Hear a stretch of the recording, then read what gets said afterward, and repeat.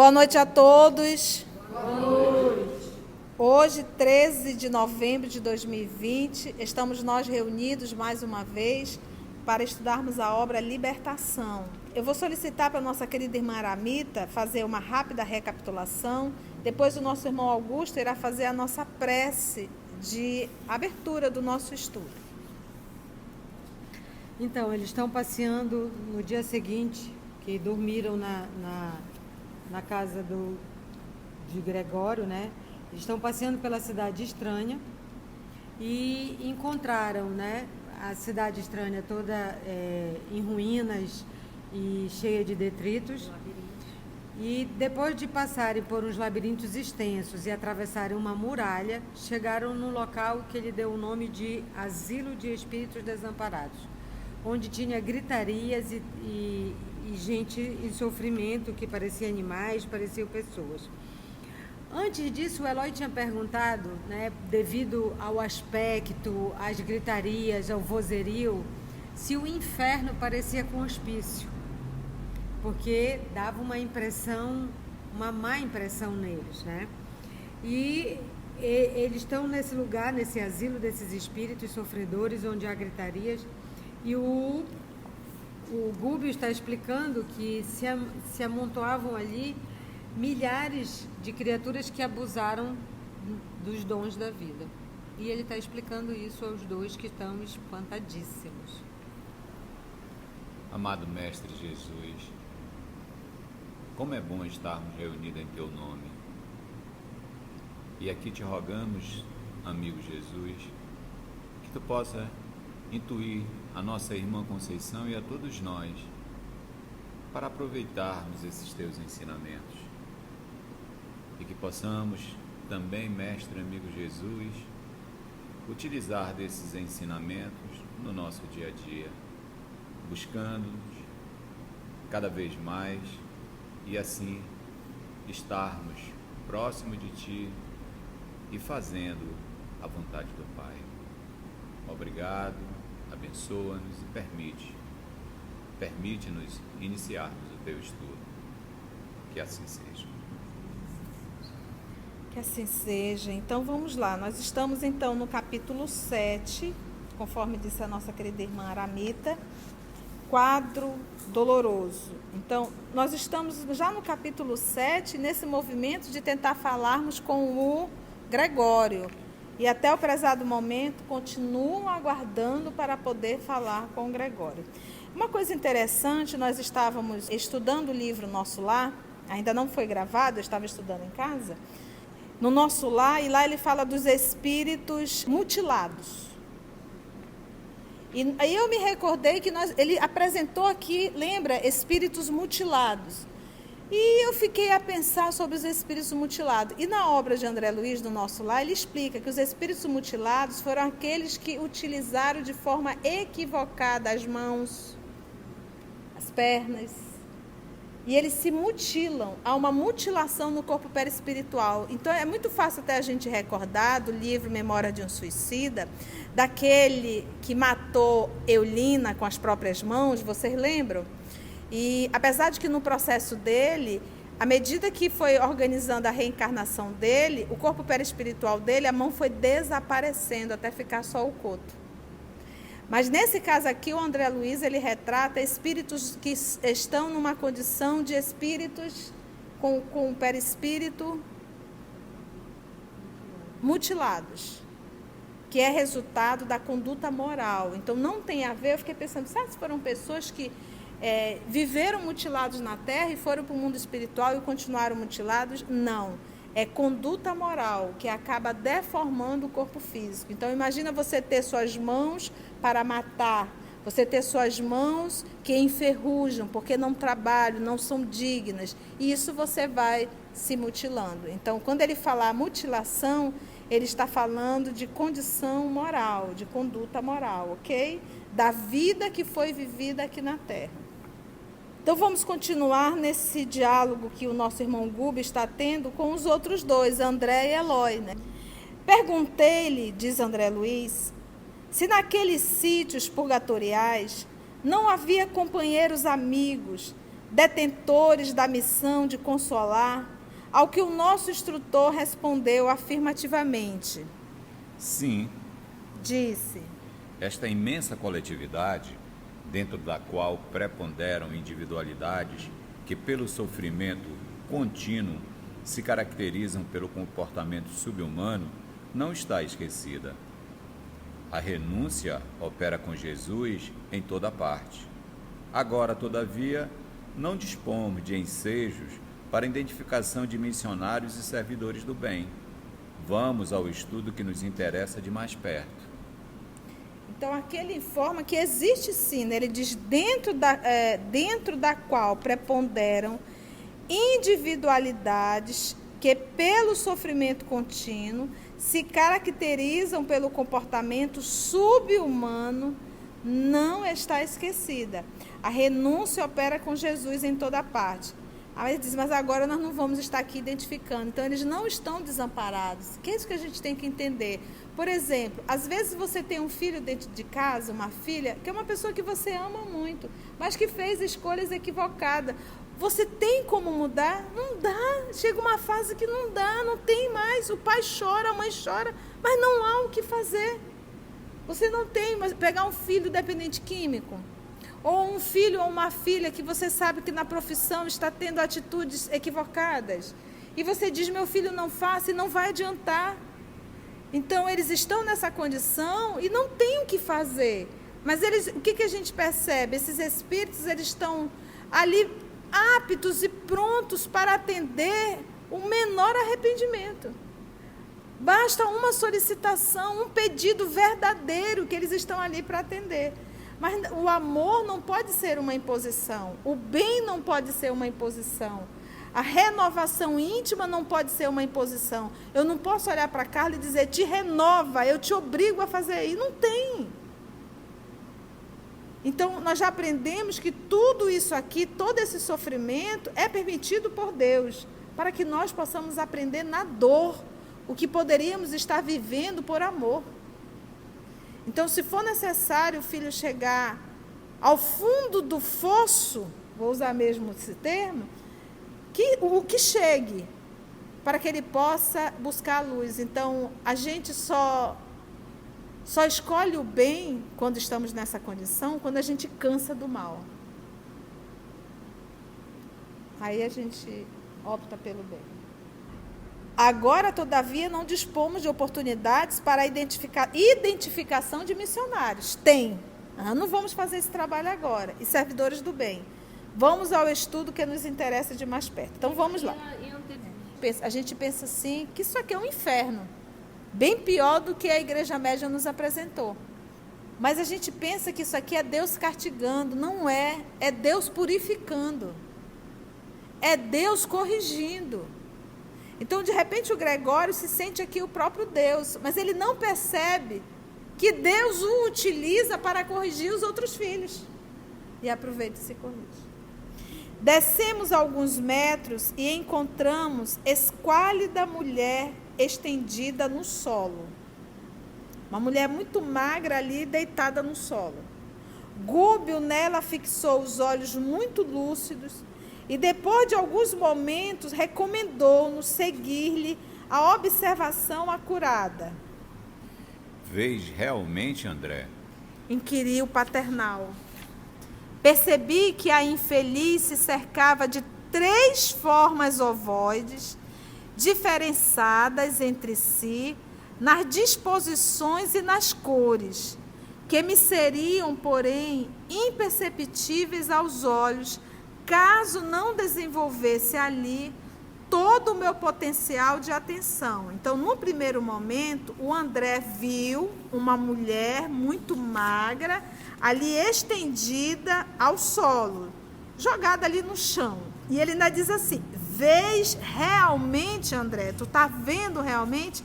Aí André fez o movimento de, vamos dizer, aperfeiçoar a sua visão. Imagina que ele está em espírito, olhando para outro espírito, e ele não tinha identificado os ovoides. Então, quando ele aqui fez o movimento para se concentrar melhor na visão, ele percebeu que essa irmã se acercava de 3 formas ovoides. E essas formas eram diferentes entre si, nas disposições e nas cores. E ele diz que me seriam, porém, imperceptíveis aos olhos, caso não desenvolvesse ali todo o meu potencial de atenção. Reparo sim.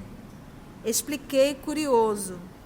A existência de 3 figuras vivas que se justapõem ao perispírito, apesar de se expressarem por intermédio de matéria que me parece leve gelatina, fluida e amorfa. Existência de 3 figuras vivas, né, que se lhe justapõem ao perispírito, apesar de se expressarem por intermédio de matéria que me parece leve gelatina, fluida e amorfa. Elucidou Gúbio sem detença. São entidades infortunadas entregues aos propósitos de vingança e que perderam grandes patrimônios de tempo em virtude da revolta que lhes atormenta o ser.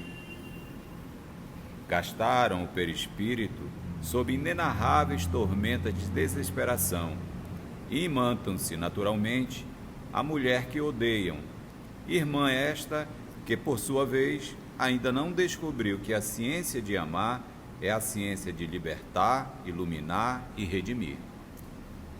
Vamos lá juntos, vamos interpretar isso aqui, gente. Bem, nós estamos falando então dessas três formas ovoides. Ele diz que são entidades infortunadas, tá? Então, cada ser humano com essa forma ovoide é um espírito. Ele diz que eles estão entregues aos propósitos de vingança. E que eles perderam grandes patrimônios de tempo. Grandes patrimônios. Lembra que o tempo é um patrimônio ao qual eu devo aprender a valorizar. E eles não... Por exemplo, imagina você passar uma existência inteira perseguindo alguém. Perseguindo. Então, olha só. Entregues aos propósitos de vingança e que perderam grandes patrimônios de tempo, em virtude da revolta que lhes atormenta o ser.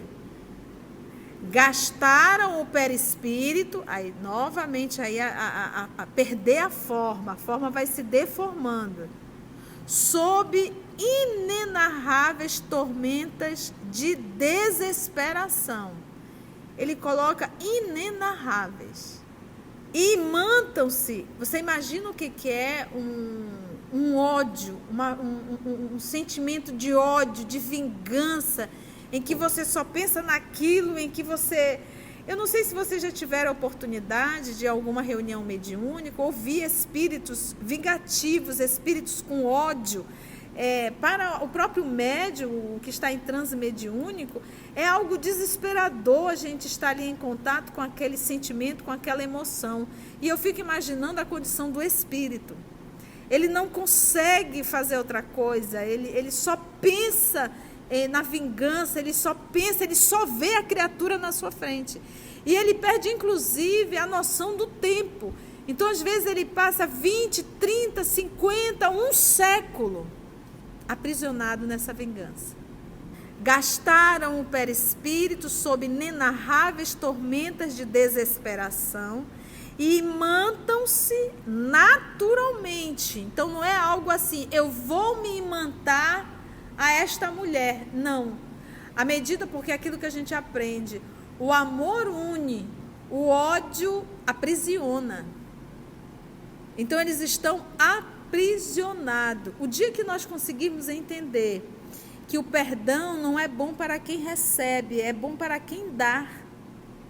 Porque quando eu libero o perdão, eu quebro a corrente que me vinculava a essa pessoa.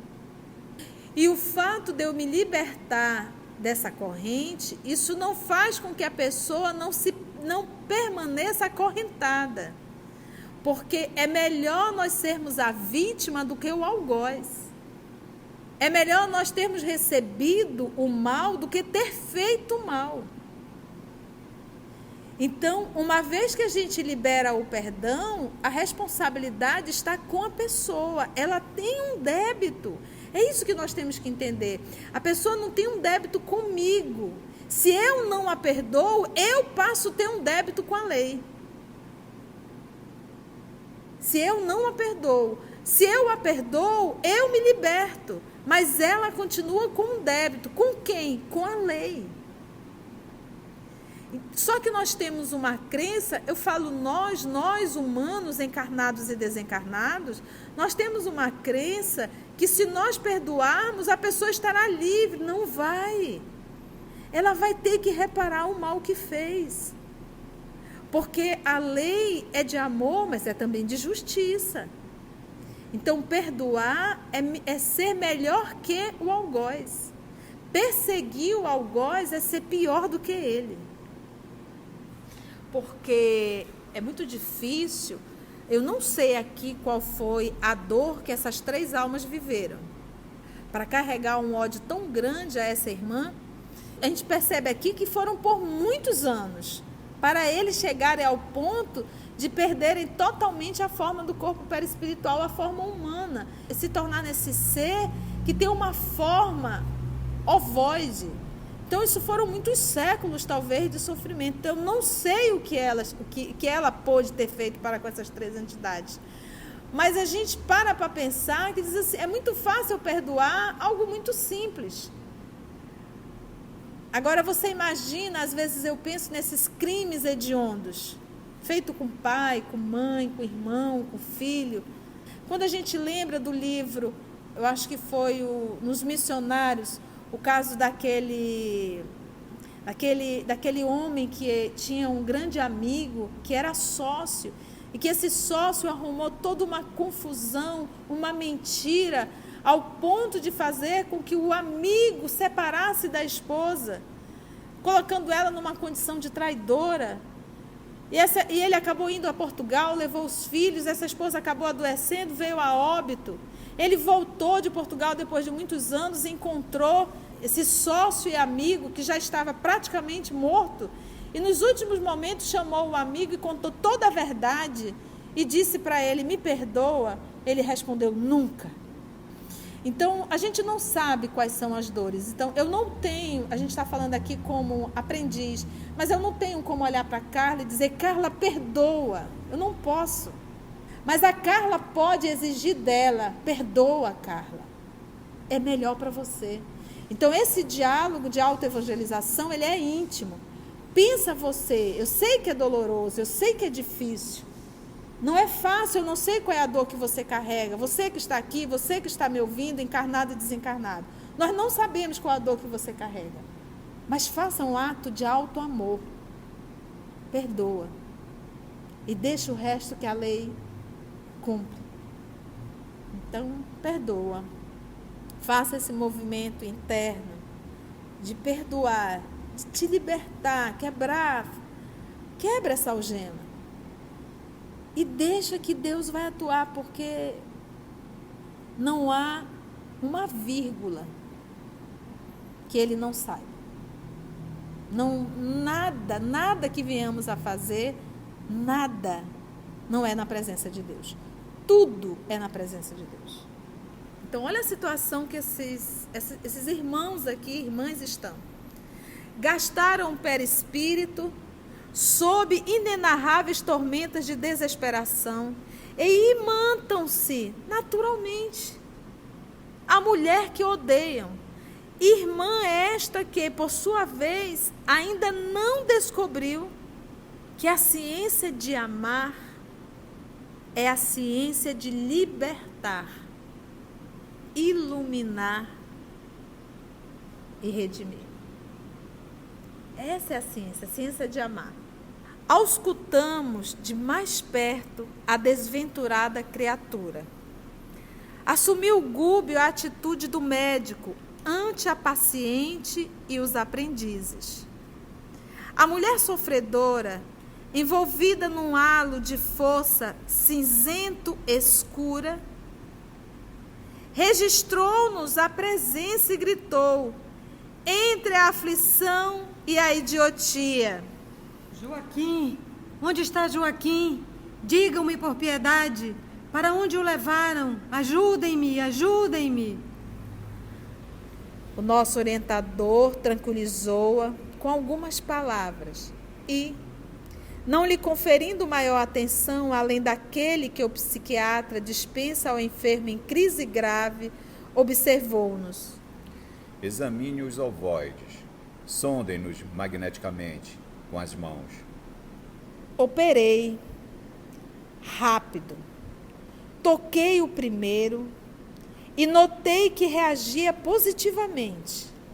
Liguei, no ato de vontade, minha capacidade de ouvir ao campo íntimo da forma e, assombrado, ouvi gemidos e frases, como que longínquos, pelo fio do pensamento.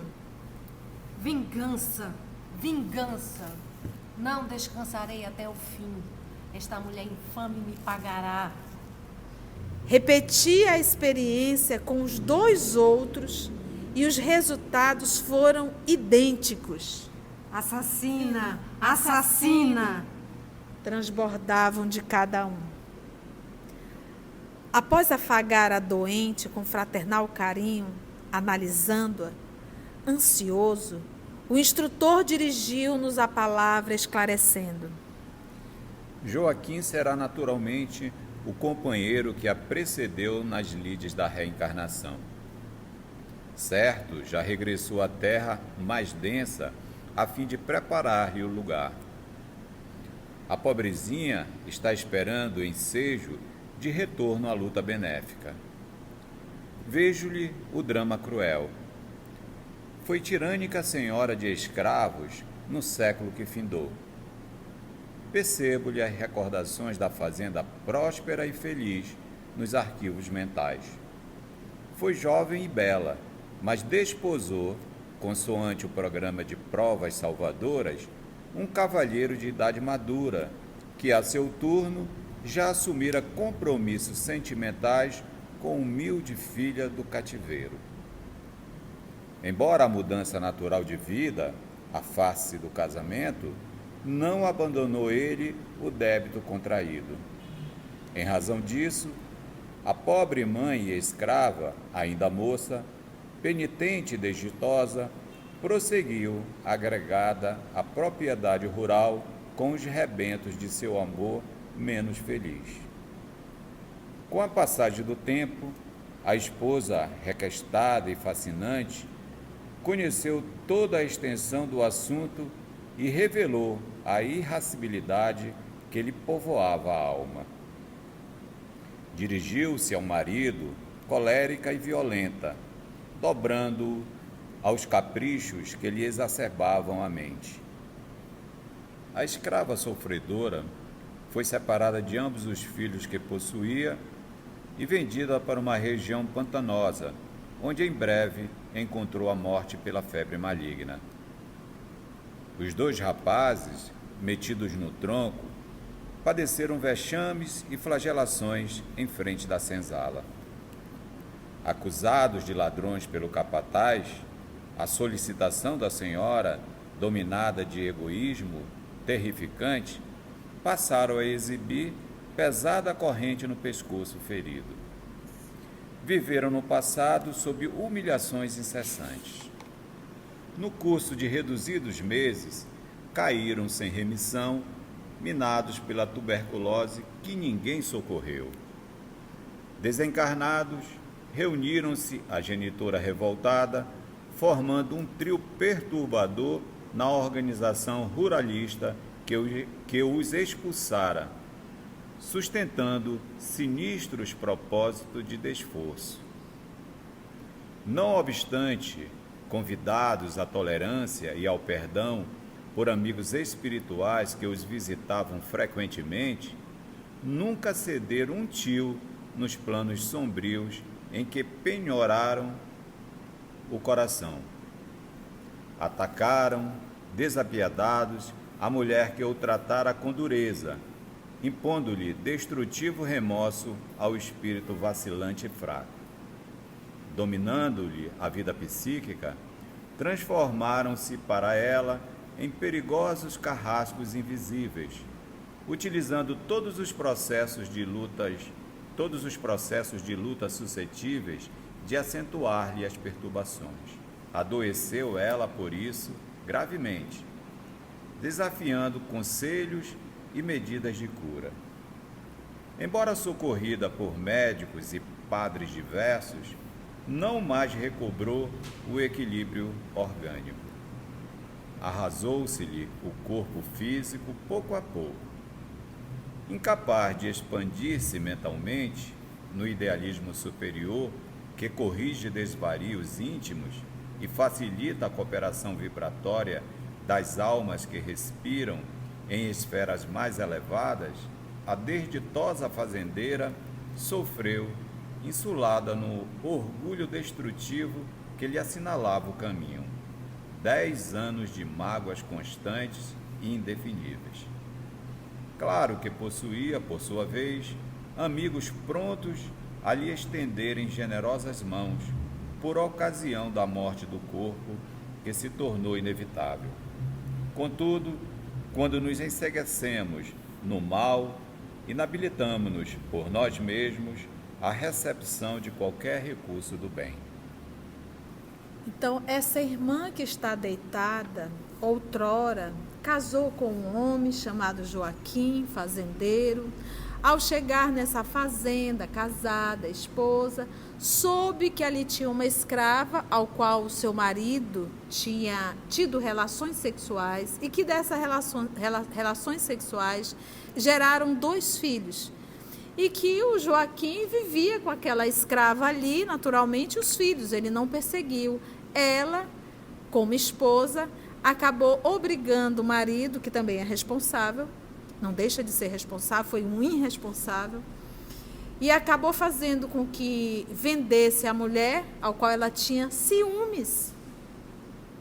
Ela estava casada, era dona da fazenda. A outra era uma escrava, já estava sofrendo e sendo muito humilhada. O que o ciúmes não faz na vida de um humano adoecido? Vendeu a escrava e maltratou os 2 filhos até a morte. E é aquilo que a gente diz, gente, ninguém faz mal a ninguém e fica por isso mesmo. Jesus manda angariar amigos, não inimigos. Eles morreram, o corpo, a alma continua viva e se tornaram o quê? Inimigos. Só que nessa condição acabaram levando ela à desencarnação e pode. Vai dizer, Conceição, por que Deus permite? Poxa, por que você não me pergunta por que Deus permitiu que ela fizesse isso com os 3? Por isso que a gente diz, não existe vítima na lei. Por que foi permitido? Porque ela não tinha nenhuma proteção moral. Então eles podiam sim agir sobre ela. E levaram na morte. Só que aí eles também se complicaram. Olha, se eles tivessem passado pelo que passou, se não foi uma prova, vamos dizer uma expiação, porque nós sabemos que o dono da fazenda de hoje se maltrata, volta amanhã na pele de escravo. Vai viver no corpo que ele fez outros passarem. Então vamos dizer que esses 3 não tivessem feito o que fizeram, não só a ela, mas a eles. Você vê a condição que eles estão agora, em forma de ovoides. E fixado na vingança, mesmo nessa condição, eles nem se apercebem que estão na condição de ovoides. E o que levou eles a essa condição? Vingança. É o que eles dizem aqui, vingança, revolta, se fixaram numa monoideia. E se eles tivessem perdoado, ela voltaria, ela iria reencarnar, seria uma escrava. Iria viver essas dores todinhas. Você está vendo aqui que vai programar. Está sendo programada. Aqui já no século XIX. Século XX, falando do século XIX. Quantos séculos eles aprisionados a isso, gente? Então, eu não sei se nós já vivemos ou vamos viver a experiência do perdão, mas que essa aula possa ficar fixada em nossa alma. Que quando eu libero o perdão, eu não sou Deus para liberar o outro da responsabilidade. O outro vai ter que responder sim. Que foi, inclusive, a nossa palestra de ontem, quando nós falamos do quê? Dos conflitos. E que nós, inclusive, recordamos, cada um de nós, eu costumo dizer, basta nós olharmos a história do nosso planeta para nós sabermos as encrencas internas que nós trazemos. O instrutor fez ligeira pausa na narrativa e continuou. Exonerada dos liames carnais, viu-se perseguida pelas vítimas de outro tempo, anulando-se-lhe a capacidade de iniciativa em virtude das emissões vibratórias do próprio medo perturbador. Padeceu muitíssimo, não obstante contemplada pela compaixão de benfeitores do alto, que sempre tentaram conduzi-la à humildade e à renovação pelo amor. Mas o ódio permutado é uma fornalha ardente, mantenedora de cegueira e subelevação. Desencarnado o esposo, veio semilouco encontrá-la no mesmo invencível abatimento, incapaz de socorrê-la em vista das próprias dores que o constrangiam a difíceis retificações. Os impiedosos adversários prosseguiram na obra deplorável e ainda mesmo depois de perderem a organização perispirítica, aderiram a ela com os princípios de matéria mental em que se revestem. A revolta e o pavor do desconhecido, com absoluta ausência de perdão, ligam-nos uns aos outros, quais algemas de bronze. A infeliz perseguida, na posição em que se encontra, não os vê, não os apalpa, mas sente-lhes a presença e ouve-lhe as vozes por meio da inconfundível acústica da consciência. Vive atormentada sem direção. Tem o comportamento de um ser quase irresponsável. Aqui nesse parágrafo, ele vai explicar de forma meticulosa o que levou cada criatura ao processo dessa deformação do corpo perispiritual. Exonerada dos liames carnais. O que é exonerada? Dos liames carnais. É mais para expulso do que para liberdade, né? Porque estava na programação dela a desencarnação? Nesse momento, não. Um processo obsessivo pode levar alguém à morte? Pode. Pode. A pergunta é, e aonde está Deus nisso? Deus está dentro da lei de justiça, amor e caridade. Ela não teve a liberdade de dar o fim nos três? Exonerada dos liames carnais, viu-se perseguida pelas vítimas de outro tempo, anulando-se-lhe a capacidade de iniciativa em virtude das emissões vibratórias do próprio medo perturbador. Quando você fez algo de errado, e quando a pessoa, a vítima, se aproxima, se você não for um psicopata, logo você sente o quê? Vergonha. Você não fica bem. Você não se sente bem. Isso já é o suficiente para ele ter toda uma ação sobre você. Porque você carrega culpa. E você não tem proteção alguma. Não tem. Você não tem moral. E você está em plena sintonia com eles. Porque Jesus já nos ensinou qual é o caminho para nós nos protegermos. Qual é o caminho? Ele acabou de finalizar aqui quando ele disse, ainda há pouco que ele falou assim, o amor. É o amor, é a ciência de tudo. Padeceu muitíssimo, não obstante contemplada pela compaixão de benfeitores do alto, que sempre tentaram conduzi-la à humildade e à renovação pelo amor. Nós que estamos estudando o livro 50 anos depois, quando a Cláudia Sabina vai atrás de Plotina, o que os espíritos falam a ela a primeira vez? Não faça isso. Não faça isso. Esta mulher, ela teve toda uma assistência espiritual. Não faça isso. E o que ela fez? Fez. Por isso que ele diz aqui, ó, pela compaixão de benfeitores do alto, que sempre tentaram conduzi-la à humildade e à renovação pelo amor. Mas o ódio permutado, aí permutar é troca. Permutado é uma fornalha ardente. Ela odiava os três e os três a odiavam. E acabou levando à morte. Ela foi responsável. Só que os quatro se odeiam. É o que ele diz. Mas o ódio trocado, permutado, é uma fornalha ardente, mantenedora de cegueira e revolta. Mantenedora. Desencarnado o esposo dela, Joaquim, ele veio semi-louco encontrá-la no mesmo invencível abatimento. Semi-louco. Porque ele anuiu com o crime, ele concordou, e ele era o pai dos dois meninos. Sabe, eu acho muito interessante isso. Eu gosto de falar, porque isso marcou muito. Meu pai me trouxe muitas lições. Uma vez eu dando banho no meu pai, ele já naqueles momentos finais da encarnação dele, já carregando a sua cruz, e a mamãe disse assim, olha, pergunte do seu pai se não tem filho por aí, né? Ele já está nos momentos finais, a gente tem que saber. Minha mãe me disse ciumenta. E eu dando banho no papai, fui muito delicadamente entrando nesse assunto, né? Se nós não teríamos um outro irmão por aí. Papai era um homem muito bonito, muito elegante, mas ele sempre foi muito discreto. Se fez alguma coisa fora de casa, a mamãe nunca soube, e ainda bem, porque ela dizia que ia colocar água quente no ouvido dele. Você vê como ela era bem doce.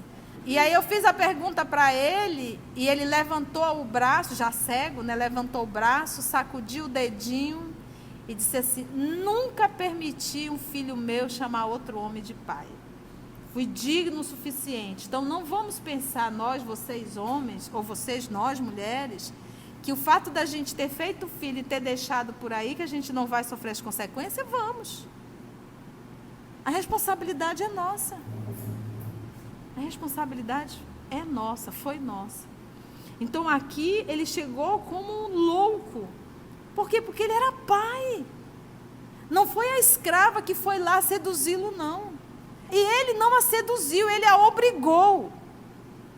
Ela era um objeto que ele comprou.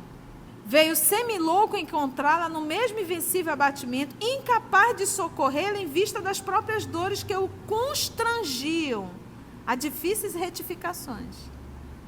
Os impiedosos adversários prosseguiram na obra deplorável. Não só foi durante a encarnação, não. Depois da desencarnação, eles continuaram. Gente, o que a gente lê de história... Por isso a gente diz, o Brasil tem um débito coletivo muito grande com o período da escravidão. Bem diz o nosso Emmanuel no livro Brasil, Coração do Mundo, Pátria do Evangelho, com a Guerra do Paraguai. Nós, como coletivo... Nós sabemos muito bem a Revolução Francesa, a noite de São Bartolomeu, a perseguição aos judeus, o período da Inquisição. Essa é a nossa história. Vou voltar aqui. Os impiedosos adversários prosseguiram na obra deplorável e ainda mesmo depois de perderem a organização perispirítica, já perderam a forma. Aderiram a ela, com os princípios de matéria mental em que se revestem. A forma perispiritual perderam totalmente. E aí ele fala nessa matéria mental, em que eles se revestem. A revolta e o pavor do desconhecido, com absoluta ausência de perdão, ligam-nos uns aos outros, quais algemas de bronze. A infeliz perseguida, na posição em que se encontra, não os vê, não os apalpa, mas sente-lhes a presença e ouve-lhes as vozes. Por meio da inconfundível acústica da consciência. É aquela coisa, aquele grito lá dentro da alma. vive atormentada, sem direção, tem o comportamento de um ser quase irresponsável. A infortunada criatura não parecia registrar as informações ditas ali em voz alta, e que lhe diziam respeito, clamava amedrontada pelo auxílio do companheiro. Vali-me ainda do ensejo da oportunidade para algumas indagações. Diante deste quadro comovedor, como encarar a solução? Desfechei a pergunta direta. Gúbio, todavia, observou muito calmo. Gastaremos tempo. A perturbação vem de inesperado. Instala-se à pressa. Entretanto, retira-se muito devagar. Aguardemos a obra paciente dos dias. Cenas do próximo capítulo. Então, nós vamos ficar verdadeiramente aí nesse ponto. É um texto forte, é algo que está muito presente na nossa encarnação, essa necessidade do perdão, essa necessidade de compreender que nós não somos juízes, nós não devemos fazer, em hipótese alguma, justiça com a própria mão, com as próprias mãos, e reconhecermos que nós também não somos vítimas, tudo tem um propósito, tudo tem uma lição, e nós temos que confiar verdadeiramente na misericórdia e na justiça divina. Então, agradecemos a Deus, nosso Pai, agradecemos a Jesus, o nosso amado Mestre, a espiritualidade amiga que aqui está conduzindo o nosso estudo, e que nós possamos, Senhor, todos nós aqui presentes, encarnados e desencarnados, e todos nós que estamos ouvindo nesse momento pelo canal, refletir sobre a necessidade do perdão, que o perdão não é bom para quem recebe, é gratificante para quem dá. Muito obrigada, divino amigo, por essas oportunidades, e que nós possamos sempre buscar na oração o bálsamo e a vitamina que nos fortalece para o caminhar da vida terrena. Graça te damos, Senhor.